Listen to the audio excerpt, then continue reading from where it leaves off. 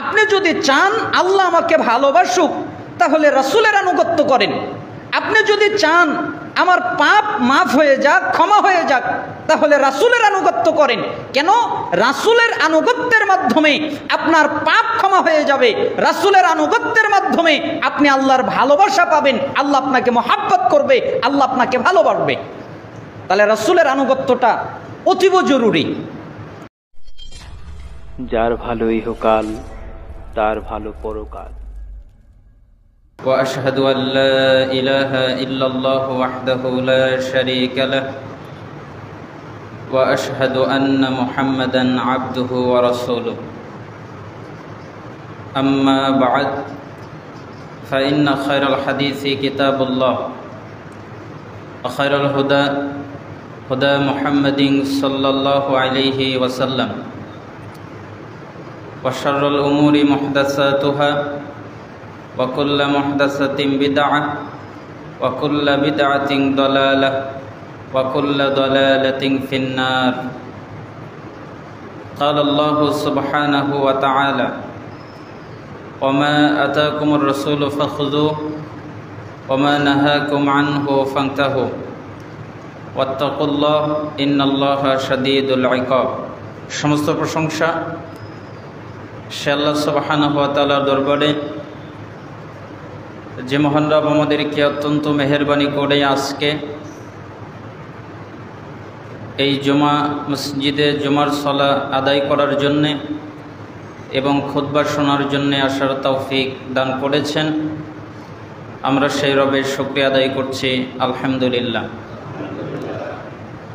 দুরূদ আর সালাম পেশ করছি আমাদের সেই প্রিয় রাসূলের প্রতি, যিনি মন গড়াভাবে কিছু বলতেন না। আল্লাহ তাআলা তাকে যা জানাতেন তিনি তাই বলতেন। যার আনুগত্য করা, ইত্তেবা করা, যাকে মেনে নেওয়া আমাদের জন্য জরুরি, অবশ্যই পালনীয় কর্তব্য।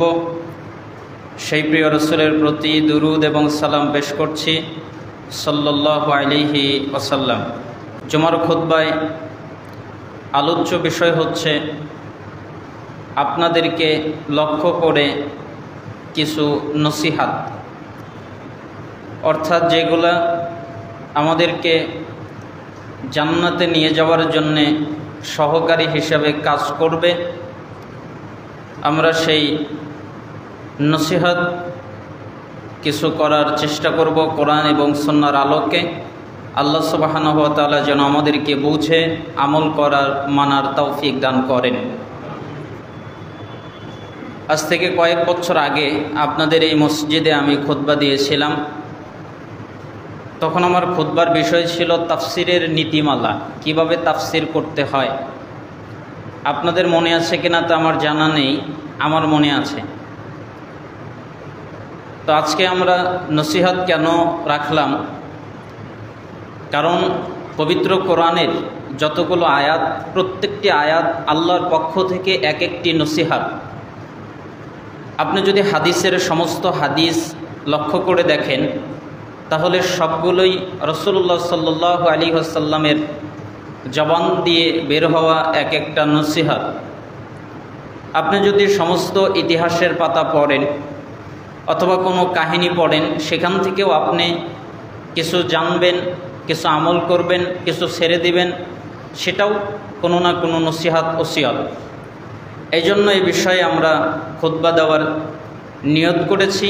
আল্লাহ সুবহানাহু ওয়া তাআলা যেন সহজ করেন। আপনাদেরকে আমি প্রথম ওসিয়ত করছি, এই ওসিয়তটা আমরা সম্পূর্ণভাবে ব্যাখ্যা করছি না, শুধুমাত্র বলে দিয়ে যাচ্ছি। এক নম্বর হচ্ছে আপনারা শিরক থেকে বাঁচবেন। কেন এই কথাটি বললাম? কারণ পৃথিবীতে যত পাপ আছে, যত অন্যায় আছে, যত অপরাধ আছে, সমস্ত পাপ করার পরে সে যদি দুনিয়া থেকে মারা যায়, মৃত্যুবরণ করে, তাহলে আল্লাহ তাআলা ইচ্ছা করলে তাকে মাফ করে দিতে পারেন, ক্ষমা করে দিতে পারেন। কিন্তু শিরক এমন একটি পাপ, এই পাপ করা অবস্থায় কেউ যদি মারা যায় তাহলে আল্লাহ তাআলা বলেছেন আমি তাকে ক্ষমা করব না, মাফ করব না। মৃত্যুর আগে সে যদি তওবা করে মারা যায় তাহলে কথা ভিন্ন, কিন্তু তওবা ছাড়া যদি মারা যায় তাহলে আল্লাহ তাআলা তাকে মাফ করবেন না। অর্থাৎ শিরিক করা অবস্থায় কেউ যদি মারা যায় তাকে জাহান্নাম থেকে বের করার দ্বিতীয় আর কোনো পদ্ধতি নাই যার মাধ্যমে তাকে জাহান্নাম থেকে বের করা যায়। এই জন্য শিরিক থেকে বাঁচবেন। শুধুমাত্র শিরিক তাবিজ ঝোলালে হয় এমনটা নয়, শুধুমাত্র মূর্তির সামনে নীরবতা পালন করে শিরিক হয় এমনটি নয়, শুধুমাত্র বাবার কাছে কিছু চাইলে, মাজারে গিয়ে কিছু চাইলে, মূর্তির কাছে গিয়ে চাইলে শিরিক হয় এমনটি নয়, এগুলো শিরক। তবে আরও অনেক শিরিক আছে, যেমন ভালোবাসায় শিরক, আনুগত্যে শিরক, মহাব্বতে শিরক, রিয়ার শিরক। এখন তো রিয়ার শিরক খুব ব্যাপক আকারে ধারণ করেছে। কেন? একটা মানুষ একটা টুপলা দান করবে, একটা মানুষ কিছু টাকা দান করবে, একটা মানুষ কিছু জিনিস দান করবে, তার জন্য মানুষকে দেখানো লাগবে। তো মানুষকে দেখিয়ে একজন যদি সলা আদায় করে, রাসূল সাল্লাল্লাহু আলাইহি সাল্লামকে জিজ্ঞেস করা হলো, একটা লোক সলাত আদায় করছে আর মনে করছে যে আরেকটি লোক দেখুক তার সলাতটা যেন ভালো হয়। রাসূল সাল্লাল্লাহু আলাইহি সাল্লাম বললেন এটা শিরক, তার সলাত বাতিল। সলাত আদায় করছে আর একজন দেখবে, এটা নিয়তে আসলে সলাত বাতিল। আর মানুষ ইবাদত করছে, দান খয়রাত করছে, মানুষকে দেখিয়ে পোস্ট করে কত কিছু করছে, কত কিছু চলছে, এটাও শিরক। এজন্য এই শিরক থেকেও আমাদেরকে বাঁচাটা জরুরি। যত প্রকার শিরক আছে, তাহলে আপনাদের 1 নম্বর নসিহত হলো শিরক থেকে বাঁচবেন। কেন? আল্লাযীনা আমানু ওয়া লাম ইয়ালবিসু ঈমানাহুম বিযুলমিন উলাইকা লাহুমুল আমনু ওয়া হুম মুহতাদুন। নিশ্চয়ই যারা ঈমান এনেছে এবং তাদের ঈমানকে জুলুমের সাথে মিশায়নি, জুলুম মানে শিরক, ঈমান এনেছে এবং শিরক করেনি, ঈমান আছে। আল্লাহ সুবহানাহু ওয়া তাআলা যেই সমস্ত বিষয়ের উপরে ঈমান আনতে বলেছেন ওই সমস্ত বিষয়ের উপরে ঈমান এনেছে এবং শিরিক করে নাই, এদের জন্য 2টি উপহার। একটা হচ্ছে নিরাপত্তা, আর একটা হচ্ছে তারা হিদায়াত প্রাপ্ত। অর্থাৎ কেউ যদি চায় যে আমি নিরাপদে থাকি, তাহলে তাকে শিরিক করা যাবে না। এই যে কত মানুষ বন্যায় ভাসছে, কত মানুষ বিপদে পড়ে যাচ্ছে, কত মানুষ নির্যাতনের শিকার হচ্ছে, জুলুমের শিকার হচ্ছে, 2টি কারণে হয়। একটা কারণ হচ্ছে আল্লাহ পরীক্ষা স্বরূপ তাদের উপরে বিপদ পাঠায়, আর আরেকটি হচ্ছে তারা যদি শিরক করে তাহলে তাদের উপরে বিপদ পাঠায়। এছাড়া মানুষের উপরে কোনো বিপদ আসে না। মানুষের উপরে বিপদ আসে 2 কারণে, হয় তাকে পরীক্ষা করবে, এই কারণে পরীক্ষা করে তার ঈমানটাকে আরো মজবুত করবে, এই কারণে বিপদ আসে, আর নতুবা সে শিরিক করে, এই শিরিকের শাস্তি স্বরূপ তার উপরে বিপদ আসে। এই জন্য আমাদেরকে শিরিক থেকে বাঁচতে হবে। সূরা নিসার 48 নম্বর আয়াতে আল্লাহ তাআলা বলেছেন আল্লাহ শিরিকের পাপ ক্ষমা করবেন না। সূরা মায়েদার 72 নম্বর আয়াতে আল্লাহ বলেছেন নিশ্চয় তাদের জন্য স্থায়ী ঠিকানা জাহান্নাম, তাদের কোনো সাহায্যকারী নেই। আল্লাহ তাআলা বিভিন্ন জায়গায় কথা বলেছেন, এমনকি শিরিককারীদের সমস্ত আমলও বরবাদ হয়ে যায়। ওয়াকাদিমনা ইলা মা আমিলু মিন আমালিন ফাজআলনাহু হাবাআম মানসুরা। আমি তাদের আমলের প্রতি খেয়াল করলাম, তাদের আমল দেখলাম, সালাত দেখলাম, সিয়াম দেখলাম, যাকাত দেখলাম, হজ দেখলাম, আরও যত আমল আছে সবগুলো দেখলাম, কিন্তু আমলের মধ্যে শিরিক দেখতে পেলাম। তখন আমি তাদের সমস্ত আমলগুলোকে ধুলার মতো উড়িয়ে দিলাম, নষ্ট করে দিলাম, বরবাদ করে দিলাম। কেন? শিরিক করেছে এই কারণে। এজন্য আপনাদের কাছে আমার নসিহত হচ্ছে, কুশ্চিন কালেও লা তুশরিক বিল্লাহি শাইআ ওয়া ইন কুতিলতা ওয়া হুররিকতা। রাসূল সাল্লাল্লাহু আলাইহি সাল্লাম বললেন আল্লাহর সাথে কখনো শিরক করবে না। যদি তোমাকে হত্যা করা হয় তবুও না, যদি তোমাকে আগুনে জ্বালিয়ে দেওয়া হয় তবুও না। আপনি মরে যাবেন, আগুনে জ্বলে যাবেন, তাও ভালো, তবুও আল্লাহর সাথে শিরক করা যাবে না। এটা হচ্ছে আপনাদেরকে প্রথম নসিহত। আপনাদেরকে দ্বিতীয় নসিহত হলো, সার্বিক জীবনে আপনার কাজ কর্ম, চাল চলন যা কিছু আছে, ব্যবসা বাণিজ্য, লেনদেন, সব কিছু একমাত্র রাসূলুল্লাহ সাল্লাল্লাহু আলাইহি সাল্লামের আনুগত্যের মাধ্যমে পালন করার চেষ্টা করবেন। আমার জীবন সাজাবো কার পদ্ধতিতে? রাসূলুল্লাহ সাল্লাল্লাহু আলাইহি সাল্লামের পদ্ধতিতে, তার আনুগত্যের মাধ্যমে। কেন? আল্লাহ তাআলা সূরা আহজাবের ৩৬ নম্বর আয়াতে বলে দিয়েছেন যে ইমানদার পুরুষ আর ইমানদার নারী এদের কোনো অবকাশ নেই, এদেরকে যদি আল্লাহ এবং তার রাসূল কোনো কাজের আদেশ করেন তখন ওই কাজে ভিন্নতা করবে এই অনুমতি তাদের নেই। অর্থাৎ আল্লাহ যেটা বলবেন ওটাই মানতে বাধ্য, রসুল যেটা বলবেন ওটাই মানতে বাধ্য, ব্যতিক্রম কিছু করতে পারবে এই অনুমতি তাদের নেই। এমনকি সূরা আল ইমরানের ৩১ নম্বর আয়াতে আল্লাহ তাআলা বলে দিয়েছেন, কুল ইন কুনতুম তুহিব্বুনাল্লাহ ফাত্তাবিউনি ইউহিব্বুকুমুল্লাহ ওয়া ইয়াগফির লাকুম যুনুবাকুম আল্লাহু গফুরুর রহিম।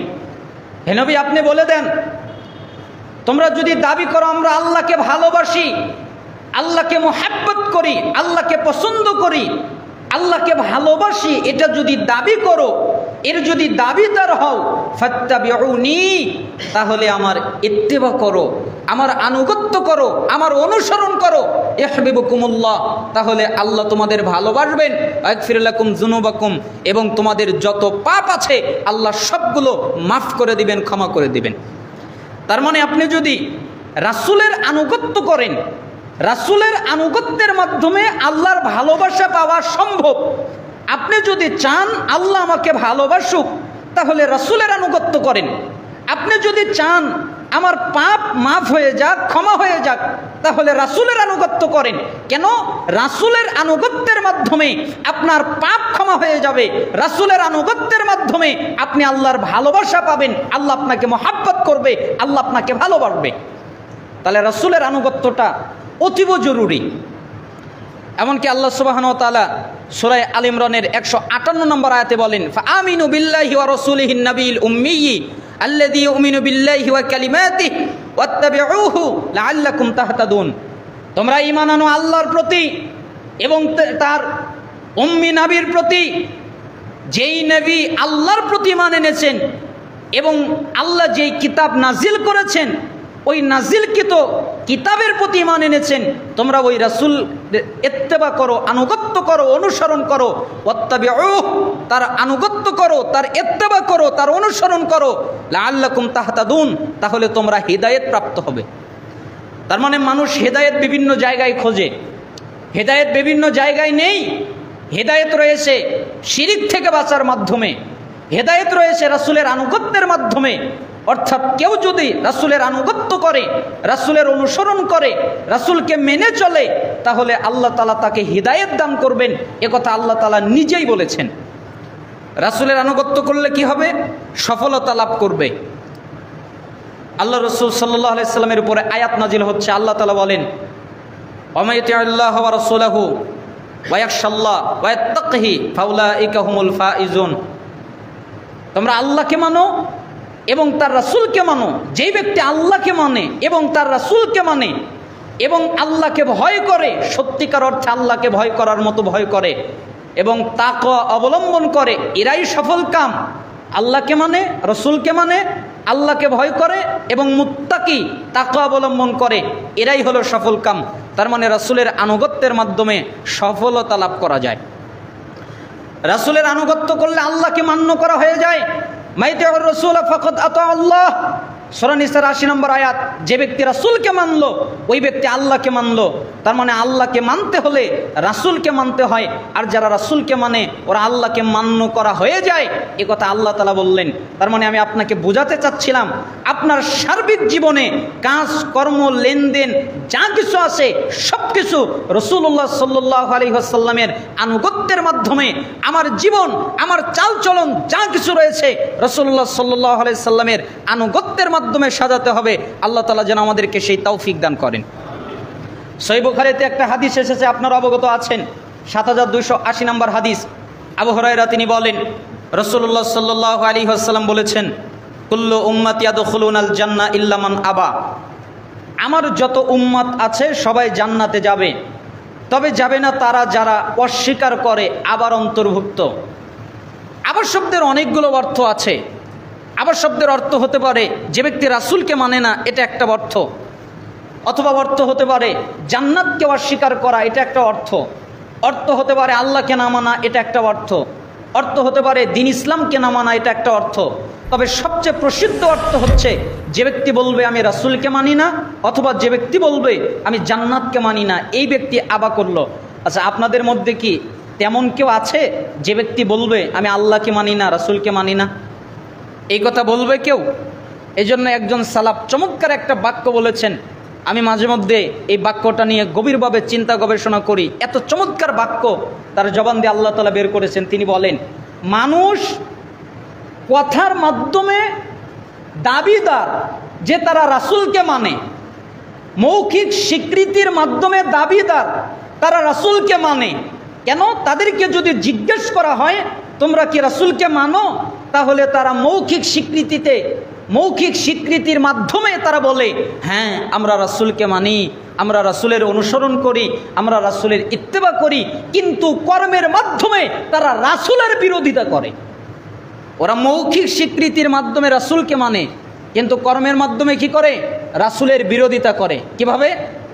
ওই যে বলে সুদকে খাবে না, সুদ খাওয়া কি হালাল? না, সুদ খাওয়া হারাম। কিন্তু দেখা যাচ্ছে ওই লোকটাই সুদের সাথে জড়িত। কত পাপ আছে যেগুলো সে মুখ দ্বারা স্বীকৃতি দিচ্ছে যেটা পাপ, এটা অন্যায়, এটা জুলুম, এটা অত্যাচার, কিন্তু কর্মের মাধ্যমে, কাজের মাধ্যমে সেই পাপটা সে করে বেড়াচ্ছে। এই জন্য রাসূল সাল্লাল্লাহু আলাইহি সাল্লাম বললেন সবাই জান্নাতে যাবে, তবে যারা আবা করে তারা জান্নাতে যাবে না। তাই সাহাবীরা জিজ্ঞেস করলেন, আল্লাহর নবী কি আবার আপনাকে অস্বীকার করলো? তখন তিনি বললেন, শোনো, মান আতাআনি দাখালাল জান্নাহ ওয়া মান আসানি ফাকাদ আবা। যারা আমার আনুগত্য করলো, আমি যা বললাম এগুলো যারা মেনে নিল, ওরা জান্নাতে চলে গেল। ওয়া মান আসানি ফাকাদ আবা। যারা আমার অবাধ্যতা করলো, আমি যা বললাম, আমি যা আদেশ করলাম, এটা যারা মানলো না, ওরা আমি নবীকে অস্বীকার করলো, আমি নবীকে মানলো না, ওরাই আবা করলো, আর ওরা জান্নাতে যাবে না। তার মানে রাসূল সাল্লাল্লাহু আলাইহি সাল্লামকে মানার অর্থ হচ্ছে আনুগত্যের মাধ্যমে তাকে মানা। মৌখিক স্বীকৃতিতে শুধু নয়, মুখ দ্বারা তো স্বীকৃতি দিতেই হবে, কিন্তু পাশাপাশি আনুগত্যের মাধ্যমে, অনুসরণের মাধ্যমে রাসূলুল্লাহ সাল্লাল্লাহু আলাইহি সাল্লামকে মানতে হবে। আল্লাহ সুবহানাহু ওয়া তাআলা আমাদেরকে রাসূলুল্লাহ সাল্লাল্লাহু আলাইহি সাল্লামের আনুগত্য করার তৌফিক দান করুন। আপনাদের কাছে আমার তৃতীয় নসিহত, জীবনে কোনো অবস্থায়, কোনো সময়, যে কোনো পরিস্থিতিতে পড়ে যান না কেন, যত জটিল আর কঠিন অবস্থায় আপনার জীবনে আসুক না কেন, কোনো অবস্থাতে সালাত ছেড়ে দিবেন না। ফরজ সালাত কোনো অবস্থায় ছেড়ে দিবেন না। কেন? কারণ ফরজ সালাত যারা ছেড়ে দেয় তাদের ইসলাম থাকে না, তাদের ঈমান থাকে না, তারা মুসলমান থাকে না, তারা কাফের হয়ে যায়, তারা মুরতাদ হয়ে যায়, তারা অমুসলিম হয়ে যায়, তারা ইসলাম থেকে বের হয়ে যায়, তাদের ইসলামে কোনো অংশ থাকে না। কেন? ওয়ালা তাতরুকান্না সলাতান মাকতুবাতান মুতাআম্মিদান ফাইন্না মান তারাকা সলাতান মাকতুবাতান মুতাআম্মিদান ফাকাদ বারিয়াত মিনহু যিম্মাতুল্লাহ। রাসূল সাল্লাল্লাহু আলাইহি সাল্লাম বললেন, তোমরা ইচ্ছাকৃতভাবে ফরজ সালাত ছেড়ে দিও না। কেন? যারা ইচ্ছা করে ফরজ সালাত ছেড়ে দেয়, আল্লাহ তাআলা তাদের উপর থেকে দায়িত্ব উঠিয়ে নেয়, অর্থাৎ তাদের প্রতি আল্লাহর কোনো দায়িত্ব নেই। আপনার প্রতি আল্লাহর কোনো দায়িত্ব নেই। যদি আপনি সালাত আদায় না করেন, আল্লাহর দ্বীনের দায়িত্ব নেই, আল্লাহর নবীর দায়িত্ব নেই, আল্লাহর দায়িত্ব নেই। কেন? আপনার যতগুলো ইবাদত আছে, যতগুলো আমল আছে, সমস্ত আমলের মধ্যে সর্বপ্রথম যে হিসাব হবে সেটা হচ্ছে সালাত, তাই না? আউয়ালু মা ইউহাসাবু বিহিল আবদু ইয়াউমাল কিয়ামাতিস সালাহ ফাইন সালাহা সালাহা সাইরু আমালিহি ওয়া ইন ফাসাদাত ফাসাদা সাইরু আমালিহি। কিয়ামতের দিন সর্বপ্রথম হিসাব নেওয়া হবে বান্দার সালাতের। কারো যদি সালাত টিকে যায় তাহলে সে যত ইবাদত করেছে সব টিকে যাবে, আর তার যদি সালাত টিকে না যায়, যত ইবাদত করেছে সবগুলো বরবাদ হয়ে যাবে, বাতিল হয়ে যাবে। তার মানে সালাত টিকলে সব টিকবে, সালাত না টিকলে কিছুই টিকবে না। এই জন্য আপনার কাছে আমার জরুরি অনুরোধ হচ্ছে, কোনো অবস্থায় সালাত ছেড়ে দিবেন না, কারণ সালাত ত্যাগ করলে ব্যক্তির ইসলাম থাকে না, ব্যক্তির ঈমান থাকে না। মুসলিমের ৮২ নম্বর হাদিস, রাসূল সাল্লাল্লাহু আলাইহি সাল্লাম বলেন, ইন্না বাইনার রাজুল ওয়া বাইনাশ শিরকাল কুফতারকুস সালাহ। নিশ্চয় একটা ব্যক্তি, একটা মুশরিক, একটা কাফের, একটা ইমানদার আর একটা কাফের, একটা ইমানদার আর একটা মুশরিক, এদের মধ্যে পার্থক্য হলো সালাত। যারা সালাত আদায় করে তারা ইমানদার, যারা সালাত আদায় করে না তারা কাফের, যে কথা মুসলিমের 82 নম্বর হাদিসে এসেছে। এমনকি তিরমিজি 2618 নম্বর হাদিসে এসেছে, বাইনাল কুফরি ওয়াল ঈমান তারকুস সালাহ, একটা ঈমান আর কুফর এর মধ্যে পার্থক্য হলো সালাত। যারা সালাত আদায় করে এরা হলো ঈমানদার, যারা সালাত আদায় করে না এরা হলো কাফের। এমনকি তিরমিজি 2621 নম্বর হাদিস, আলাহাদুল্লাযী বাইনানা ওয়া বাইনাহুমুস সালাহ ফামান তারাকাহা ফাকাদ কাফার, আমাদের মধ্যে আর তাদের মধ্যে একটা পার্থক্য হলো সালাত। আমরা যারা ঈমানদার তারা সালাত আদায় করি, তারা যারা কাফের তারা সালাত আদায় করে না। এমনকি আর অনেক বর্ণনায় রয়েছে, সাহাবীরা পর্যন্ত ফতোয়া দিয়েছেন।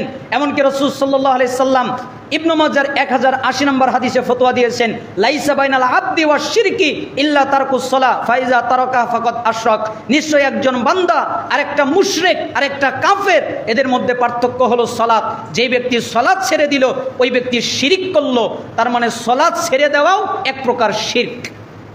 শুধুমাত্র মূর্তির সামনে মাথা নত করাই শিরিক নয়, যারা সালাত আদায় করে না এটাও এক প্রকার শিরিক, তারা শিরিকের সাথে নিমজ্জিত রয়েছে। এই জন্য আলী রাদিয়াল্লাহু আনহু বলেন, মাল্লাম ইউসাল্লি ফাহুয়া কাফিরুন, যারা সালাত আদায় করে না এরা কাফের। আব্দুল্লাহ বিন মাসউদ রাদিয়াল্লাহু আনহু বলেন, মান তারাকাস সালাহ ফালা দীন আলাহু, যারা সালাত আদায় করে না এদের দিন ধর্ম নেই। আবু দারদা তিনি বলেন, লা ঈমানা লিমান লা সালাত আলাহু, ওই ব্যক্তির ঈমান নেই যেই ব্যক্তি সালাত আদায় করে না। পরবর্তী প্রজন্ম সাহাবীদের পরবর্তী প্রজন্ম আব্দুল্লাহ বিন শাকিক তাবী তিনি বলেন, কানা আসহাবু মুহাম্মদ সাল্লাল্লাহু আলাইহি ওয়াসাল্লাম লা ইয়ারাউনা শাইআম মিনাল আমাল তারকুহু কুফরুন গায়রাস সালাহ, সাহাবীরা কোনো আমলের মধ্যে আমল ত্যাগ করাকে কুফরি মনে করতেন না একমাত্র সালাত ছাড়া। কেউ যদি সালাত ছেড়ে দিত তাহলে তাদেরকে কাফের মনে করা হতো। রাসূলের ফতোয়া, সাহাবীদের ফতোয়া, তাবিদের ফতোয়া, আল্লাহর ফতোয়া দ্বারা প্রমাণিত হয় যারা সালাত আদায় করে না তারা মুসলিম নয়। এই জন্য অন্তত যে মুহূর্তে যে অবস্থায় আপনি থাকেন না কেন আপনাকে সালাত আদায় করতেই হবে। আল্লাহ সুবহানাহু ওয়া তাআলা যেন আমাদেরকে এই ওসিয়ত পালন করার তৌফিক দান করেন। তাহলে তিনটা কথা বললাম, 1 শিরিক করবেন না, 2 অবশ্যই রাসূলের আনুগত্য করবেন, আর 3 অবশ্যই সালাত আদায় করবেন। এবার আমরা কিছু হাদিস অনুবাদ করব নসিহতের আলোকে। আল্লাহ সুবহানাহু ওয়া তাআলা আমাদেরকে বোঝার তৌফিক দান করুন। একটা হাদিস যেটা হাদিসের জগতে একটা আজীব হাদিস। আমরা যখন এই হাদিসের ব্যাখ্যাটা পড়তাম তখন মুহাদ্দিসিনে কিরাম বলতেন যে এটা হচ্ছে জিবরাইলের নসিহত। সারা জীবন আমরা হাদিসের মধ্যে বিভিন্ন নসিহত পেয়েছি, বিভিন্ন উপদেশ পেয়েছি, কিন্তু এটা হচ্ছে জিবরাইলের নসিহত। কেন? সরাসরি জিবরাইল কোনো মানুষকে উল্লেখ করে এই নসিহত করেননি, স্বয়ং রাসূলুল্লাহ সাল্লাল্লাহু আলাইহি ওয়াসাল্লামকে ইঙ্গিত করে এই উপদেশ দিয়েছেন, নসিহত করেছেন জিবরাইল আমিন। সাহল ইবনে সাদ তিনি বলেন, যা জিবরিল আলাইহিস সালাম ইলা নবী সাল্লাল্লাহু আলাইহি ওয়াসাল্লাম, একদিন জিবরাইল আমিন রাসূলুল্লাহ সাল্লাল্লাহু আলাইহি সাল্লাম বলেন আমার নিকটে আসলেন। এরপরে তিনি বললেন, ফাকালা, অতঃপর বললেন, ইয়া মুহাম্মদ, হে মুহাম্মদ, আমি আপনাকে কিছু ওসিয়ত করব, আমি আপনাকে কিছু নসিহত করব, আপনি তা পালন করবেন, আপনি তা অনুযায়ী চলবেন, আপনাকে পালন করার কথা বলবো, আপনাকে কিছু নসিহত করব। তখন জিবরাইল আমিনকে রাসূল সাল্লাল্লাহু আলাইহি ওয়াসাল্লাম বললেন, বলো কি বলবে? তখন জিবরাইল আমিন বললেন, হে মুহাম্মদ শুনুন, ইয়া মুহাম্মদ ইসমা শিতা ফাইন্নাকা মাইতুন, আপনাকে আমি নসিহত করছি, আপনি যতদিন খুশি জীবন যাপন করেন, কোনো নিষেধাজ্ঞা নেই, কোনো নিষেধ নেই, কিন্তু মনে রাখেন আপনি মৃত্যুবরণ করবেন। আপনি জীবন যাপন করেন, আপনাকে নিষেধ করা হচ্ছে না, আপনাকে নিষেধাজ্ঞা দেওয়া হচ্ছে না, কিন্তু আপনি মনে রাখেন আপনি মৃত্যুবরণ করবেন, আপনার মৃত্যু হবে, আপনি মারা যাবেন। পৃথিবীর সবচেয়ে দামি মানুষ যার কাছে জিবরাইল আমিন আসলেন, মালাকুল মাউত আসলেন, এ আল্লাহর নবী, জি আল্লাহ তাআলা বলেছেন আপনাকে নিয়ে যেতে, তবে আপনি যদি অনুমতি না দেন আপনাকে রেখে যেতে বলেছেন। জিবরাইল আমিন বললেন, হে আল্লাহর নবী, জি আল্লাহ তাআলা বলে দিয়েছেন আপনি যদি যেতে চান আপনাকে নিয়ে যেতে, আপনি যদি না যেতে চান আপনাকে রেখে যেতে, তবে আপনি মনে রাখেন আপনি মৃত্যুবরণ করবেন। তবে আরও মনে রাখেন আল্লাহ আপনার জন্য অপেক্ষা করছেন, আপনার জন্য অপেক্ষমান রয়েছেন। আপনি থাকতেও পারেন, আপনি যেতেও পারেন। মুহাম্মদ সাল্লাল্লাহু আলাইহি সাল্লাম বললেন, আমাকে যেহেতু যেতেই হবে তাহলে আমাকে নিয়ে চলো। যেই পৃথিবীর সবচেয়ে দামি মানুষ, সবচেয়ে সম্মানিত মানুষ, তার থাকার অনুমতি হয়নি, তো পৃথিবীতে কে আছে যে চিরকাল থাকতে পারবে? তাই জিবরাইল আমিন বললেন, আল্লাহর নবী যতদিন খুশি জীবনযাপন করেন, কিন্তু মনে রাখেন আপনি মৃত্যুবরণ করবেন। আপনার যত দামি, আপনার যত দাপট ক্ষমতা থাকুক না কেন, আপনার ক্ষমতা যদি আকাশ ছুঁয়ে যায় তাতে কিছু আসে যায় না, আপনাকে মৃত্যুবরণ করতেই হবে। আপনার যেই দামি ঘরটাতে আপনার অনুমতি ছাড়া কেউ বসতে পারতো না, আপনার অনুমতি ছাড়া আপনার কোনো জিনিসপত্র হাত দিতে পারতো না, আপনার অনুমতি ছাড়া আপনার কিছু ধরতে পারতো না, আপনার অনুমতি লাগতো। কিন্তু আপনি যেদিন মারা যাবেন ওই জিনিসগুলোর মালিকানার আপনার থাকবে না, আপনার অনুমতির প্রয়োজন হবে না। যেই ঘরে আপনি বসবাস করবেন ওই ঘর থেকে আপনাকে টেনে বের করা হবে। আপনি যেই জামা পরে আছেন, যেই কাপড় চোপড় পরে আছেন, এগুলো আপনার শরীর থেকে খুলে নেওয়া হবে। একবারের জন্য বলতে পারবেন না আমার ঘর থেকে আমাকে বের করে দেয় কে, আমার শরীর থেকে আমার পোশাক খুলে ফেলে কে, এই কথা আপনি বলতে পারবেন না। আপনাকে গোসল দেওয়া হবে, একবারের জন্য বলতে পারবেন না পানিটা গরম হয়ে গেছে আর একটু ঠান্ডা হলে ভালো হতো। আপনাকে কাপড় দিয়ে আটকিয়ে দেওয়া হবে, আপনাকে মুড়িয়ে দেওয়া হবে, একবারের জন্য বলতে পারবেন না আমার অক্সিজেন নিতে খুব কষ্ট হচ্ছে। আপনাকে মাটিতে দাফন করা হবে, একবারের জন্য বলতে পারবেন না আরেকবারের মতো পৃথিবীটা আমি দেখে নেই, দুনিয়াটা আমি দেখে নেই, একথা বলার ক্ষমতা আপনার থাকবে না। এটা হলো মৃত্যু, যার কাছে প্রত্যেকটা মানুষই অসহায়, সেটা হলো মৃত্যু। এই জন্য জিবরাইল আমিন নবীকে বললেন, আল্লাহর নবী শোনেন, আপনি যতদিন খুশি জীবনযাপন করেন তবে আপনি মৃত্যুবরণ করবেন, আপনি নবী মারা যাবেন, আপনি নবীর মৃত্যু হবে। এই জন্য আল্লাহ তাআলা বলেছেন, ইন্নাকা মাইয়িতুন ওয়া ইন্নাহুম মাইয়িতুন, হে নবী আপনিও মারা যাবেন এবং তারাও মারা যাবে। তো নবী যদি মারা যায় পৃথিবীর আর কে আছে যে বেঁচে থাকবে? তাই রাসূল সাল্লাল্লাহু আলাইহি সাল্লাম বলেছেন, আকসিরু যিকরা হাজিমিল লাজ্জাত, তোমরা ওই বস্তুটার কথা বেশি বেশি করে স্মরণ করো যেটা স্বাদ নষ্ট করে দেয়, আনন্দ নষ্ট করে দেয়। 10 তলা বাড়ি করেছেন, কালকে বাড়িতে উঠবেন, আজকে আপনি দুনিয়া থেকে চলে গেলেন, আনন্দ নষ্ট হয়ে গেল। আগামী কালকে কত কিছু করবেন, আজকে দুনিয়া থেকে চলে গেলেন, আনন্দ নষ্ট হয়ে গেল। তার মানে যেটা স্বাদ নষ্ট করে দেয়, আনন্দ নষ্ট করে দেয়, এটা হলো মৃত্যু। তাই রাসূল সাল্লাল্লাহু আলাইহি সাল্লামকে জিবরাইল বলছেন, হে আল্লাহর নবী আপনি যতদিন খুশি জীবন যাপন করেন, কিন্তু মনে রাখেন আপনি মৃত্যুবরণ করবেন, আপনি মারা যাবেন। ওয়া হাবিব মান আহবাবতা ফাইন্নাকা মাফারিকুহু, হে আল্লাহর নবী আপনি যার সাথে খুশি বন্ধুত্ব করেন, আপনি যে কাউকে বন্ধু বানাতে পারেন, এতে কোনো অসুবিধা নেই, এতে কোনো নিষেধাজ্ঞা নেই। যে কেউ বন্ধু হতে পারে, যে কাউকে বানাতে পারেন। বন্ধু হতে পারে কোনো ব্যক্তি, বন্ধু হতে পারে কোনো নারী, বন্ধু হতে পারে সম্পত্তি, বন্ধু হতে পারে অর্থ সম্পদ, যা কিছু আছে এগুলো বন্ধু হতে পারে। তবে জিবরাইল আমিন বললেন, আপনি যার সাথে খুশি বন্ধুত্ব করেন, কোনো নিষেধাজ্ঞা নেই, কিন্তু মনে রাখেন আপনি আপনার বন্ধুকে রেখে চলে যাবেন আর আপনার বন্ধু আপনাকে রেখে চলে যাবে। না আপনারা কি মনে করেন, রেখে যাবেন না নিয়ে যাবেন? বন্ধু কি নিয়ে যাওয়া যাবে না? সব কিছু কী করতে হবে? রেখে যেতে হবে। তো জিবরাইল নবীকে বলছেন, আপনি যার সাথে খুশি বন্ধুত্ব করেন, কিন্তু মনে রাখেন আপনি তাকে রেখে চলে যাবেন আর সেও আপনাকে রেখে চলে যাবে। তার মানে আপনিও তার সাথে যেতে পারবেন না আর সেও আপনার সাথে যেতে পারবে না। এই জন্য সালাফরা বলতেন, তোমরা যদি বন্ধু বানাতেই চাও তাহলে একটা জিনিসকে বন্ধু বানাবে, সেটা হলো নেক আমল। কেন? সব যদি তোমাকে ত্যাগ করে, নেক আমল তোমাকে ত্যাগ করবে না। নেক আমল তোমার বন্ধু হিসেবে তোমার সাথেই থাকবে, কখনো তোমাকে ত্যাগ করবে না। তাই যদি বন্ধু বানানোর প্রয়োজনই হয়, নেক আমলকে বন্ধু বানায়ও। না আপনারা কি মনে করেন নেক আমলকে বন্ধু বানালে ত্যাগ করবে? ওটা আমার সাথেই যাবে। জিবরাইল আমিন এরপরে বললেন, ইয়া মুহাম্মদ, হে মুহাম্মদ শোনেন, 1 যতদিন খুশি জীবনযাপন করেন আপনি মারা যাবেন। 2 যার সাথে খুশি বন্ধুত্ব করেন আপনি তাকে রেখে চলে যাবেন। 3 ওয়ামাল মা শিতা ফাইন্নাকা মাজিজিউম বিহি, যার সাথে খুশি যেই কাজ মনে চাই ওটাই করেন, আপনার যেই কাজ করতে মনে চায় ওটাই করেন। আমরা তো আর মোহাম্মদ সাল্লাল্লাহু আলাইহি সাল্লামের সাথে খারাপ শব্দ লাগাতে পারি না, তাই আমাদের দিকে নিয়ে এসে আমরা বলতে পারি, আব্দুল্লাহ ইচ্ছা করলে চুরি করো, ইচ্ছা করলে ডাকাতি করো, ইচ্ছা করলে জিনা করো, ইচ্ছা করলে পাপ করো, ইচ্ছা করলে সুদ খাও, ইচ্ছা করলে ঘুষ খাও, ইচ্ছা করলে আরো যত পাপ আছে এগুলো সব করো, কিন্তু মনে রাখো তোমাকে একদিন তোমার রবের সামনে দাঁড়াতে হবে। তোমার যা মনে চায় তাই করো। তাই জিবরাইল আমিন বললেন, হে আল্লাহর নবী, আপনার যা মনে চায় আপনি তা করেন, তবে মনে রাখেন আপনাকে আপনার রবের সামনে দাঁড়াতে হবে।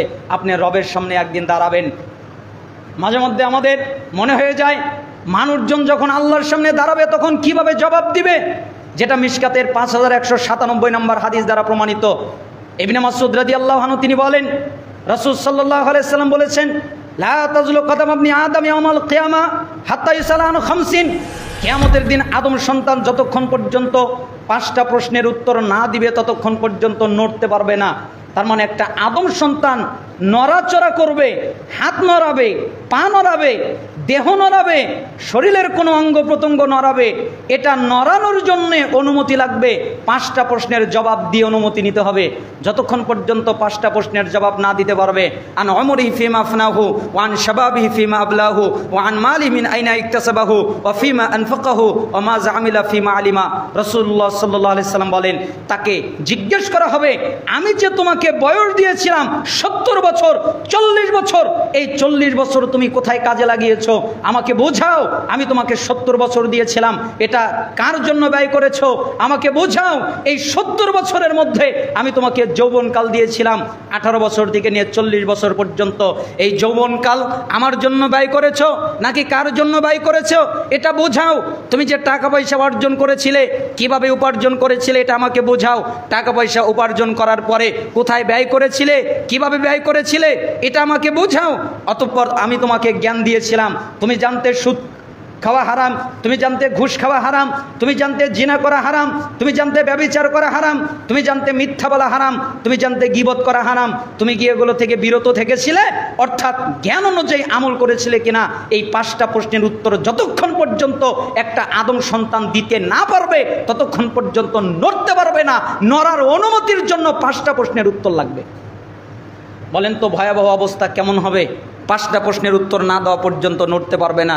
এই জন্য জিবরাইল আমিন আল্লাহর নবীকে 3টা কথা বললেন। 1, যতদিন খুশি জীবনযাপন করেন, কিন্তু মনে রাখেন আপনি মারা যাবেন। তাহলে এখান থেকে আমাদের শিক্ষা হচ্ছে, আমরা যতদিন বাঁচি না কেন আমাদেরকে মনে রাখতে হবে যে আমরা মৃত্যুবরণ করব, তাই না? আমরা যতদিন বাঁচি, এটা এই কথায় আমাদের কিছু আসে যায় না, কিন্তু আমাদের মনে রাখতে হবে যে আমরা মৃত্যুবরণ করব, আমাদের মৃত্যু হবে। 2, যার সাথে বন্ধুত্ব করি না কেন আমাদেরকে মনে রাখতে হবে এই বন্ধুকে রেখে চলে যেতে হবে।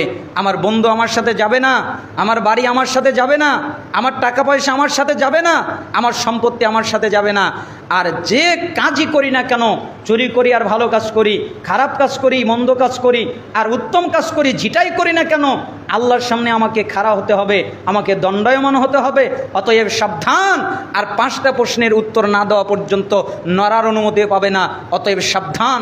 আল্লাহ সুবহানাহু ওয়া তাআলা আমাদেরকে উত্তম কাজগুলো করার তৌফিক দান করুন। জিবরাইল আমিন বলেন, ইয়া মুহাম্মদ, হে মুহাম্মদ, এখনো উপদেশ শেষ হয়নি।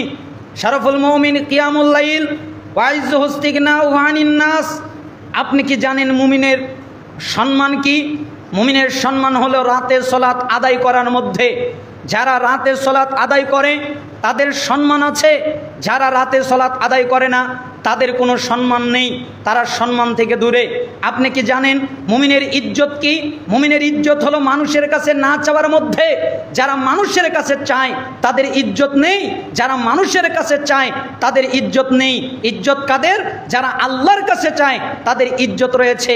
তার মানে মানুষের কাছে যারা চায় না তাদের ইজ্জত রয়েছে, এবং যারা রাতের সালাত আদায় করে তাদের সম্মান রয়েছে, এবং যারা আল্লাহর কাছে চায় তাদের ইজ্জত রয়েছে, যারা মানুষের কাছে চায় চাই না। এখান থেকে আমরা 5টা উপদেশ শিখতে পারলাম। 1 নম্বর, আমরা মৃত্যুর কথা শিখতে পারলাম যে যতদিন খুশি জীবনযাপন করি না কেন আমরা মৃত্যুবরণ করব। 2 নম্বর, আমরা শিখতে পারলাম যার সাথে খুশি বন্ধুত্ব করি না কেন আমরা তাকে রেখে চলে যাব, অতএব সাবধান।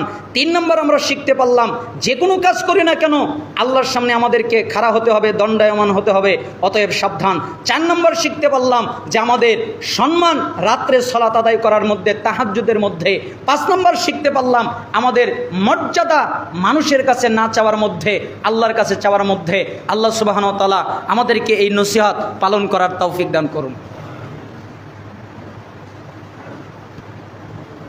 আলহামদুলিল্লাহ ওয়াহদা ওয়াসসালাতু ওয়াসসালামু আলা রাসূলিল্লাহ, আম্মা বাদ। সমস্ত প্রশংসা আল্লাহ তাআলার প্রতি, সালাত এবং শান্তি বর্ষিত হোক আমাদের প্রিয় নবী মুহাম্মদ সাল্লাল্লাহু আলাইহি ওয়াসাল্লামের প্রতি। আমরা আপনাদেরকে নসিহত করছিলাম কোরআন এবং হাদিসের আলোকে। 4টা নসিহত আমরা করে ফেলেছি। 5 নম্বর নসিহত হলো আপনি আপনাকে, আমি আমাকে ভালো করে মনে রাখবেন। এই পয়েন্টটা খুবই কঠিন, বুঝলে অনেক ইবাদত সহজ হয়ে যাবে, আর যদি না বোঝে তাহলে তালগোল পাকিয়ে ফেলবে। এই জন্য এই নসিহতটাকে খুব গুরুত্বের সাথে, অনুধাবনের সাথে শুনবেন। 5 নম্বর হচ্ছে নিজেকে নিরাপদ মনে করবেন না। কি মনে করবেন না? নিরাপদ। আমি তো নামাজ পড়ি, আমি তো জান্নাতে যাবই, কে আমাকে ঠেকাবে? আমি তো জাকাত দেই, আমি তো হজ করি, আমি তো হজ করেছি, আমি তো উমরা করেছি, আমি তো আরও কত ইবাদত করেছি, আমি তো দান খয়রাত করি, আরও ভালো ভালো কাজ করি, তাহলে আমি তো জান্নাতে যাব, আমাকে কে ঠেকাবে? এই জন্য আপনাকে আমি বললাম নিজেকে নিরাপদ মনে করবেন না। আমি নিরাপদ এই কথা মনে করবেন না, সবসময় মনে করবেন আমি অনিরাপদ। আমার যেন কি হয়, আল্লাহ আমার ব্যবস্থা কোথায় রেখেছেন তা আমার জানা নেই, আমার যেন কি হয়, এই জন্য নিজেকে অনিরাপদ মনে করবেন। কোনো অবস্থাতেই নিজেকে নিরাপদ মনে করবেন না। প্রমাণ হিসেবে আমরা আনতে পারি সহিহ বুখারীর 6463 নম্বর হাদিস, এটা আন্তর্জাতিক ছাপা। আর যেটা অনুবাদ ইসলামিক ফাউন্ডেশন, তার 6019 নম্বর হাদিস। আবু হুরায়রা রাবি, তিনি বলেন রাসূলুল্লাহ সাল্লাল্লাহু আলাইহি ওয়াসাল্লাম বলেছেন, লান ইউনাজ্জিয়া আহাদুম মিনকুম আমালুহ, তোমাদের কারো আমল, তোমাদের কারো ইবাদত, তোমাদের কারো কর্ম তোমাদেরকে নাজাত দিতে পারবে না, তোমাদেরকে রক্ষা করতে পারবে না, তোমাদেরকে বাঁচাতে পারবে না। তার মানে তোমরা যত ইবাদত করো না কেন, তোমরা যত আমল করো না কেন, তোমাদের যত কর্মই থাকুক না কেন, এই আমল, এই ইবাদত, এই কর্ম তোমাদেরকে বাঁচাতে পারবে না, তোমাদেরকে রক্ষা করতে পারবে না। সাহাবীরা ভয় পেয়ে গেলেন, বলে কি সালাত আদায় করি বাঁচার জন্যে, যাকাত দেই বাঁচার জন্যে, সিয়াম পালন করি বাঁচার জন্যে, হজ আদায় করি বাঁচার জন্যে, আর ইবাদত করে যদি নাই বাঁচি তাহলে কি হবে? এই জন্য একজন সাহাবী জিজ্ঞেস করলেন, হে আল্লাহর নবী, আপনিও কি না? আমরা নাই আমাদের কথা বাতিল দিলাম, আপনিও কি না? তখন রাসূলুল্লাহ সাল্লাল্লাহু আলাইহি ওয়াসাল্লাম বললেন, ওয়ালা আনা, আমিও না। আমিও আমার ইবাদতের মাধ্যমে বাঁচতে পারবো না, আমিও আমার কর্মের মাধ্যমে বাঁচতে পারবো না। ব্যাখ্যাকারকরা ব্যাখ্যা করছেন, কোন ব্যাখ্যাকারক ব্যাখ্যা করছেন যে সাহাবীরা হাউমাউ করে কান্নাকাটি শুরু করে দিল। বলে কি আল্লাহর নবী যদি ইবাদত দিয়ে না বাঁচে তাহলে আমাদের কি হবে? এই জন্য কেউ কেউ অজ্ঞান হয়ে গেলেন, কেউ কেউ হাউমাউ করে কান্নাকাটি শুরু করে দিলেন। তখন রাসূলুল্লাহ সাল্লাল্লাহু আলাইহি ওয়াসাল্লাম বললেন, শোনো, ইল্লা আন ইয়াতাগাম্মাদানি আল্লাহু বিরহমাতি সাদ্দিদু ওয়া কারিবু ওয়াগদু ওয়া রুহু ওয়া শাইউম মিনাদ দুলজা ওয়াল কস্তা তাবলুগু। শোনো, আল্লাহ তাআলা আমাকে তার রহমত দ্বারা আবৃত করে রেখেছেন, আমি আল্লাহর রহমতের কারণে মুক্তি পেয়ে যাব। বলেন তো কিসের মাধ্যমে মুক্তি পেয়ে যাবে? রহমত। আল্লাহ আমাকে রহমত নাজিল করবেন, তাই আমি মুক্তি পেয়ে যাব। তাহলে কি আমরা ইবাদত করা ছেড়ে দিব? তখন রাসূলুল্লাহ সাল্লাল্লাহু আলাইহি ওয়াসাল্লাম বললেন, না, তোমরা ইবাদত করতে থাকো, তোমরা চেষ্টা করতে থাকো, তোমরা আমল করতে থাকো, তোমরা সকালে আল্লাহকে ডাকো, তোমরা সন্ধ্যায় আল্লাহকে ডাকো, তোমরা রাতের শেষ অংশে আল্লাহকে ডাকো, আর কোরআন সুন্নায় যেটা আছে ওটাই মানো, এটা হলো মধ্যম পন্থা। তোমরা মধ্যম পন্থা অবলম্বন করো, তাহলে তোমরা লক্ষ্যে পৌঁছে যাবে, আল্লাহ তাআলা তোমাদেরকে জান্নাতে পৌঁছে দেবে। সকালে আল্লাহকে ডাকবে, সন্ধ্যায় আল্লাহকে ডাকবে, রাত্রে আল্লাহকে ডাকবে, আর আমল করবে, আর মধ্যম পন্থা অবলম্বন করবে, কোরআন সুন্নায় যা আছে তা পালন করবে, তাহলে আল্লাহই তোমাদেরকে লক্ষ্যে পৌঁছে দেবে, আল্লাহ তাআলাই তোমাদেরকে জান্নাতে পৌঁছে দেবে। তার মানে আমরা যে নিরাপদ এই কথাটা আমরা বলতে পারতেছি না কেন? আব্দুল্লাহ বিন আমর তিনি বলেন, বাইহাকির 6930 নম্বর হাদিস, তিনি বলেন, লা তাসিক বিকাসরাতিল আমাল ফাইন্নাকা লা তাদরি লা তুকবালু মিনকা আমলা। ওয়ালা তামান যুনুবাক ফাইন্নাকা লা তাদরি হাল কুফিরাত আনকা আমলা ইন্না আনকা মুগায়্যাবুন মা তাদরি মাল্লাহু সানিউন ফি আজআলুহু ফি সিজ্জিন আমি আজআলুহু ফি ইল্লিয়িন। আব্দুল্লাহ বিন আউন তিনি বলেন, শোনো, তোমরা নিজেদেরকে নিয়ে আত্মতৃপ্তিতে ভুগো না, নিজেদেরকে নিয়ে আনন্দিত হও না, নিজেদেরকে নিয়ে নিজেরা উল্লাসিত করো না, নিজেরা আনন্দিত এটা হও না, নিজেরা উল্লাসিত এটাও হও না। কেন জানো? তুমি যে ইবাদত করেছো, তুমি যে আমল করেছো, এটা কবুল হয়েছে না হয় নাই এটা তোমার জানা নাই, ঠিক না? আচ্ছা, আপনারা বা আমি বা আমরা সবাই এই সলাৎ যে আদায় করব, এই জুমার আগে যত সলাৎ আদায় করেছি, যত জিকির আজকার করেছি, বলতে কি পারবো সব কবুল হয়েছে? ওই যে আমরা বলি যে সুবহানাল্লাহ বললে এত নেকি হয়, এখানে আরেকটি রহস্য আছে। সুবহানাল্লাহ বললেই নেকি হয় এ কথার সঠিক নয়। সুবহানাল্লাহ বলার পরে কবুল হলে নেকি হয়। আচ্ছা, আপনারা কি বলেন, সলাৎ পড়লেই নেকি হয় না সলাৎ কবুল হলে নেকি হয়? সলাৎটাই একটা লোক আদায় করলো, কবুল হতেও পারে নাও পারে। যদি কবুল হয় নেকি, আর যদি কবুল না হয় নেকি হবে? একটা লোক সলাৎ আদায় করলো কিন্তু রিয়া করলো, লোক দেখানোর জন্য সলাৎ আদায় করলো, নেকি হবে? কি হবে? গুনাহ হবে, শিরকের গুনাহ হবে, রিয়ার গুনাহ হবে। তার মানে শুধুমাত্র ইবাদত করলেই নেকি হবে না, সেটা কবুল হতে হবে। এই জন্য জিকির আজকার করলে তা কবুল হতে হবে। এই জন্য আমরা যে ইবাদতগুলো করেছি সেটা কবুল হয়েছে কিনা তা আমাদের জানা নাই। অতএব তোমরা গুনার ব্যাপারে নিশ্চিন্তিত হয়ে যাও না। কেন? তোমরা যে পাপ করেছো আর আল্লাহর কাছে মাপ চেয়েছো, আল্লাহ আমাকে মাফ করে দাও, আল্লাহ আমাকে ক্ষমা করে দাও, তোমাদের জানা নেই আল্লাহ তোমাকে মাফ করেছে কিনা, আল্লাহ তোমাকে ক্ষমা করেছে কিনা, তাই না? আপনি জিনা করেছেন, আল্লাহর কাছে ক্ষমা চাইলেন, কেউ জানে না এই ক্ষমাটা আল্লাহ করলে হবে না খালি চাইলেই হবে। আল্লাহ যদি ক্ষমা করেন তো ক্ষমা হবে। তার মানে আপনি যেই পাপটা করলেন, এই পাপটা করার পরে যেই ক্ষমাটা চাইলেন, ওইটা কবুল হলে আপনি পাপ থেকে বাঁচতে পারবেন, কিন্তু কবুল না হলে আপনি বাঁচতে পারবেন না। এই জন্য নেকি কবুল হয়েছে কিনা তাও জানা নেই, আবার গুনাহ মাফ হয়েছে কিনা তাও জানা নেই। ইন্না আমালাকা আনকা মুগায়্যাবুন মা তাদরি মাল্লাহু সানিউন ফি। আল্লাহ তাআলা তোমাদের আমলটাকে তোমাদের কাছ থেকে গোপন রেখেছেন। তোমাদের সাথে যে ওই দিন কি আচরণ করবেন এটা তোমাদের জানা নেই।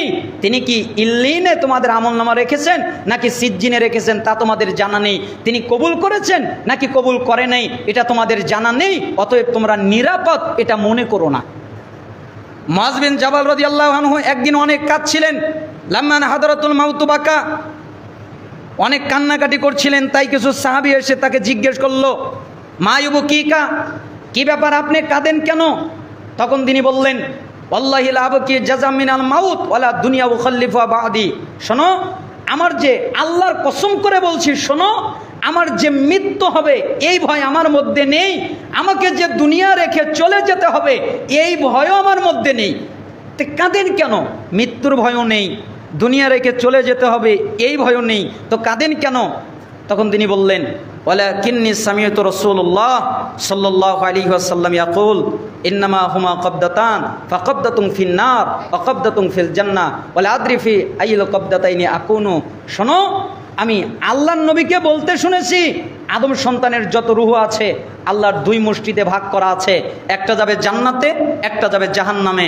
আমার জানা নেই আমি জান্নাতে যাব না জাহান্নামে যাব, এটা আমি মুআয ইবনুল জাবাল জানি না, তাই কাঁদছি। আচ্ছা, আপনি আর আমি কি জানি কোথায় যাব? আপনার আর আমার কি জানা আছে? জানা নেই। এজন্য বলছিলাম নিজেকে নিরাপদ মনে করবেন না। আপনি আর আমি নিরাপদ এ কথা মনে করবেন না, সবসময় মনে করবেন, ভাববেন আমার যেন কি হয়, আমার যেন কি হয়। এই জন্য বেশি বেশি করে তওবা করবেন, ইস্তেগফার করবেন, আল্লাহর কাছে কান্নাকাটি করবেন, ক্ষমা চাইবেন। আল্লাহ সুবহানাহু ওয়া তাআলা আমাদেরকে এই নসিহতটা পালন করার তৌফিক দান করুন। শেষ নসিহত, এই নসিহতটা করব হচ্ছে একটা গল্পের আকারে। চমৎকার একটা গল্প। আমি একটা কিতাব মাঝে মধ্যেই পড়ি, তারিখে দিমাশ ৭৪ এবং ৭৫ এই দুইটা খণ্ডের মধ্যে কাহিনীটা এসেছে। কাহিনীটার শিরোনাম হলো শিক্ষক আমায় যা শিখিয়েছে। তার মানে আমি শিক্ষকের কাছ থেকে যা শিখতে পেরেছি, শিক্ষক আমায় যা শিখিয়েছে, একটা শিক্ষক আর একটা ছাত্র, এই দুজনের একটা কথোপকথন, একটা কাহিনী, চমৎকার একটা কাহিনী। আপনি যদি এই কাহিনীটা দিয়েও আপনার নিজের জীবনকে সাজান তাহলে জান্নাতে যাওয়ার জন্য এনাফ হয়ে যাবে। এত চমৎকার একটা কাহিনী। তো শিক্ষক ছাত্রকে একদিন প্রশ্ন করলেন নাম ধরে, অমুক, জি, আচ্ছা তুমি কি বলতে পারো? কি বলবো? আচ্ছা বলো তো, কতদিন ধরে আমার কাছ থেকে ইলম অর্জন করতেছো, জ্ঞান অর্জন করতেছো, এ কথা কি তুমি বলতে পারো? তখন তিনি বললেন, জি আমি তা বলতে পারি। তাহলে বলো তো, 33 বছর ধরে আমি আপনার কাছ থেকে জ্ঞান অর্জন করতেছি, এখনো যাইনি। কয় বছর ধরে? 33 বছর। তার মানে 1 বছর নয়, 2 বছর নয়, 33 বছর ধরে আমি আপনার কাছ থেকে জ্ঞান নিচ্ছি, এখনো আপনার কাছ থেকে যাইনি, তার মানে এখনো জ্ঞান অর্জন করতেছি। তখন শিক্ষক বললেন, আচ্ছা বলো তো, 33 বছরে তুমি আমার কাছ থেকে কি কি শিখলে? কতটুকু জ্ঞান অর্জন করলে, ইলম অর্জন করলে? তখন ছাত্র বললেন, 33 বছর ধরে আমি আপনার কাছ থেকে 8টা জিনিস শিখেছি। কয় জিনিস? 8 জিনিস। আচ্ছা এই কথা বললে হঠাৎ করে একজন রেগে যাওয়ার কথা না? তো শিক্ষকও রেগে গেছে। বলো কি তুমি, তুমি আমার কাছে 33 বছর ধরে জ্ঞান অর্জন করতেছো, এখনো যাওনি, এখনো জ্ঞান অর্জন করতেছো, আর মাত্র 8টা জিনিস শিখেছো? এটা হতে পারে? একটা মানুষ যদি প্রত্যেকটা দিন একটা করে হাদিস মুখস্থ করে, আচ্ছা আপনারা কি মনে করেন একটা হাদিস একদিন সারা দিনে মুখস্থ করা সহজ না কঠিন? সহজ না? তাহলে একটা করে হাদিস যদি মুখস্থ করে তাহলে 5 বছরে, যেমন রিয়াদুস সলিহিন একটা কিতাব, বুলুগুল মারাম একটা কিতাব, যে কোনো একটা কিতাব মুখস্থ হয়ে যাবে। অথচ আমাদের দেশে 14 বছর 16 বছর পড়াশোনা করার পরেও একটা ছোট্ট হাদিসের কিতাবও আমাদের আলেমদেরই মুখস্থ নাই, সাধারণ লোক তো দূরের কথা, তাই না? অথচ একটা করে হাদিস যদি একদিন মুখস্থ করে তাহলে 5 বছরে বুলুগুল মারাম মুখস্থ হয়ে যাবে, আর 33 বছরে তো কত হাদিস মুখস্থ হয়ে যাবে, আল্লাহু আলাম। তাহলে 33 বছরে মাত্র 8টা জিনিস শিখলা, এটা হতে পারে? তখন ছাত্র বললেন, আমি মিথ্যা কথা বলতে পারি না, আমি 33 বছরে মাত্র 8টা জিনিসই শিখেছি। আচ্ছা তাহলে তুমি বলো তো কি কি শিখলে? 1, আমি চিষ্টিজীবীর প্রতি লক্ষ্য করে দেখলাম, আমি মানুষদের প্রতি লক্ষ্য করে দেখলাম, প্রত্যেকটা মানুষের একজন আপনজন আছে। না আপনারা কি মনে করেন আপনজন নাই? আপনাদের আপনজন আছে না নাই? আমারও আছে। প্রত্যেকটা মানুষের একজন আপনজন আছে। তখন ছাত্র বলছেন, আমি মানুষদের প্রতি লক্ষ্য করে দেখলাম প্রত্যেকটা মানুষের একজন আপনজন আছে, কিন্তু যখন এই মানুষটা মারা যায় তখন ওই আপনজন তার সাথে কবরে যায় না। যায়? মারা গেলে তাকে একাই কবরে যেতে হয়। কত আপনজন বলতো, আমি তোমাকে ছাড়া বাঁচতে পারবো না, আমি তোমাকে ছাড়া মরে যাব, আমি তোমাকে ছাড়া চলতে পারবো না, কিন্তু যখন মারা যায় তখন তার সাথে কবরে যায় না। কিন্তু আমি আপনার কাছ থেকে শিখেছি, এই মানুষদেরকে আপনজন না বানিয়ে একটা জিনিসকে যদি আপনজন বানানো হয় তাহলে সে আমার সাথে কবরে যাবে, ওটা হলো নেক আমল। তাই আমি পৃথিবীর কাউকে আপনজন বানাই নাই, নেক আমলকে আপনজন বানিয়েছি। আমি জানি নেক আমল আমার সাথে কবরে যাবে, ঠিক না? দুনিয়ার লোক আমার সাথে কবরে যাবে? কে কবরে যাবে? নেক আমল, না হলে বদ আমল। বদ আমলও কবরে যাবে সাথে, নেক আমলও কবরের সাথে যাবে। এই জন্য আমি নেক আমলকে গ্রহণ করেছি। ওস্তাদ আপনার কাছ থেকে আমি 1 নাম্বার এইটা শিখেছি। ওস্তাদ ছাত্রকে জড়িয়ে ধরে হামাও করে কান্নাকাটি শুরু করে দিয়েছে। আর ওস্তাদ বলছে, তুমি আমাকে কি কথা শোনালে? পৃথিবীর মানুষ যদি আর কোনো কিছুই না করতে পারে, একটা মাত্র নেক আমল এটাই যদি গ্রহণ করতে পারে, এটাই যদি অর্জন করতে পারে, তাহলে তারা জান্নাতে যাবে, কেউ তাদেরকে ঠেকাতে পারবে না। আপনাদের কি মনে হয় ঠেকাতে পারবে? নেক আমল যদি আমাদের সাথে থাকে জান্নাত ঠেকাতে পারবে কেউ? অবশ্যই আল্লাহ তাআলা জান্নাত দান করবেন। কেন? আমাদের সঙ্গে আছে নেক আমল। তাই আমি নেক আমল গ্রহণ করেছি। 2, ওস্তাদ আপনি আমাকে শিখিয়েছেন সূরা নাজিয়াত 40-41 নম্বর আয়াত, ওয়া আম্মা মান খাফা মাকামা রাব্বিহি ওয়া নাহান নাফসা আনিল হাওয়া ফা ইন্নাল জান্নাতা হিয়াল মাওয়া। যেই ব্যক্তি তার রবের সামনে দাঁড়াতে ভয় পায়, যে আমাকে একদিন আমার রবের সামনে দাঁড়াতে হবে, যে ব্যক্তি তার প্রবৃত্তির কামনা বাসনা থেকে বেঁচে চলে, অর্থাৎ মন যেটা বলে সেটা সে করে না, মন বলে জেনা কর তা করে না, মন বলে চুরি কর তা করে না, মন বলে মিথ্যা বল তা করে না, মন বলে গীবত কর করে না, মন যেটা বলে সেটা সে করে না, সবসময় মনের উল্টাটা করে, আর আল্লাহর সামনে দাঁড়াতে ভয় পায়, একমাত্র জান্নাতই তার ঠিকানা। তার ঠিকানা কোথায়? জান্নাত। ওস্তাদ, এই আয়াত থেকে আপনি আমাকে শিখিয়েছেন, আমি এখান থেকে শিখেছি আমার প্রবৃত্তি যা বলে আমি তা করি না, তাই আমার মন যা বলে আমি তা করি না, আর আল্লাহর সামনে দাঁড়াতে ভয় পাই, তাই আমি আল্লাহর সামনে দাঁড়ানোর সময়ের জন্য প্রস্তুতি গ্রহণ করি। এটাই আমি আপনার কাছ থেকে শিখেছি। 3 নম্বর, ওস্তাদ, আমি পৃথিবীর মানুষদের প্রতি লক্ষ্য করে দেখলাম প্রত্যেকটা মানুষের একটা দামি জিনিস আছে, নষ্ট হতে দেয় না, দামি জায়গায় রাখে। আপনাদের দামি জিনিস নাই? কারো দামি জিনিস টাকা, কারো দামি জিনিস জমির দলিল, কারো দামি জিনিস শখের একটা মোবাইল কিনেছে ওইটা। এক একজনের কাছে এক একটা জিনিস দামি, কিন্তু প্রত্যেকটা মানুষের একটা দামি জিনিস আছে। কিন্তু উস্তাদ, আপনি আমাকে শিখিয়েছেন মা ইনদাকুম ইয়ানফাদু ওয়া মা ইনদাল্লাহি বাকিন, তোমাদের কাছে যা আছে তা শেষ হয়ে যাবে, আর আল্লাহর কাছে যা আছে তা কখনো শেষ হবে না, ওরা চির অক্ষত। তাই আমার মালিকানায় যা আছে আমি তা আল্লাহর কাছে পাঠিয়ে দিই। আমার মালিকানায় যে টাকা আসে, আমার মালিকানায় যে অর্থ আছে, আমার মালিকানায় যে সম্পদ আসে, আমার মালিকানায় যে খাদ্য আসে, আমি ওটা আল্লাহর কাছে পাঠিয়ে দেই। আমি জানি আল্লাহর জায়গায় দামি, আর আমি এটাও জানি যে আল্লাহর জায়গায় রাখলে কখনো শেষ হবে না, কখনো নষ্ট হবে না। ঠিক না? তাই আমাদের দামি জিনিস আমরা কি আল্লাহর কাছে পাঠিয়ে দেই? আমাদের দামি জিনিসকে আমাদের জন্য আমরা রাখি না, আমরা আমাদের ওয়ারিসদের জন্য রেখে দিয়ে চলে যাই। কিন্তু আমাদের জন্য, আচ্ছা, আমি যে জুব্বাটা গায়ে দিয়ে আছি, এই জুব্বাটা কি আমার? কথা বলেন। আপনি যে জামাটা গায়ে দিয়ে আছেন ওটা কি আপনার? আজকে যদি মারা যান তাহলে আজকে আমার এই গা থেকে জুব্বাটা খুলে নেওয়া হবে, আপনার শরীর থেকে কাপড়টা খুলে নেওয়া হবে। তার মানে এই কাপড়ের মালিক আমি নই, আমার মালিক আমি কোনটা? যেটা আমি দান করে আল্লাহর কাছে রেখে দিয়েছি, আল্লাহর কাছে পাঠিয়ে দিয়েছি। তাই ওই ছাত্র বলতেছে আপনার কাছ থেকে আমি শিখেছি, তাই আমার মালিকানায় যা আসে আমি তা আল্লাহর কাছে পাঠাই। আমি জানি আল্লাহর কাছে রাখলে ওটা চির অক্ষত, ওটা কখনো নষ্ট হবে না। দেখেন একটা ছাত্র শিক্ষকের কাছ থেকে কি শিক্ষাটা অর্জন করেছে। 4, ওস্তাদ, আমি আপনার কাছ থেকে শিখেছি এই পৃথিবীর মানুষ নিজেকে সম্মানিত মনে করে, প্রত্যেকেই মনে করে আমি সম্মানিত, ও মনে করে আমি সম্মানিত, রাজা মনে করে আমি সম্মানিত, বাদশা মনে করে আমি সম্মানিত, সরকার মনে করে আমি সম্মানিত, প্রত্যেকটা জায়গায় প্রত্যেকটা মানুষ মনে করে আমি সম্মানিত। কিন্তু না, আমি দেখেছি আপনি বলেছেন ইন্না আকরামাকুম ইনদাল্লাহি আতকাকুম, তোমাদের মধ্যে ওই ব্যক্তি সবচেয়ে বেশি সম্মানিত যেই ব্যক্তি তাকওয়াবান, আল্লাহকে ভয় করে চলে। তার মানে যার মধ্যে তাকওয়া নাই সে সম্মানিত নয়, যার মধ্যে তাকওয়া আছে সেই হচ্ছে সম্মানিত।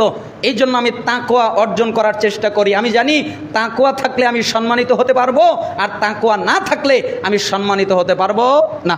সময়ের স্বল্পতায় আমরা সামনে ব্যাখ্যার দিকে যাচ্ছি না। 5 নম্বর, আমি সৃষ্টিজীবীর প্রতি লক্ষ্য করে দেখলাম এরা একজন আরেকজনকে অভিশাপ দেয়, একজন আরেকজনকে গালমন্দ করে, একজন আরেকজনের গীবাত পর্যন্ত করে ফেলে। কিন্তু আমি দেখলাম মানুষদের প্রতি খেয়াল করে দেখলাম। তাই এখান থেকে আমার শিক্ষা হচ্ছে, আল্লাহ তাআলা যে বলেছেন আপনি শিখিয়েছেন যার যার রিজিক আমি তাকে তা বন্টন করে দিয়েছি। তাই আমি কারো প্রতি অভিশাপ করি না, দোষারোপ করি না, আমি আমারটা নিয়ে খুশি, আমার যতটুকু আছে ততটুকুতেই খুশি।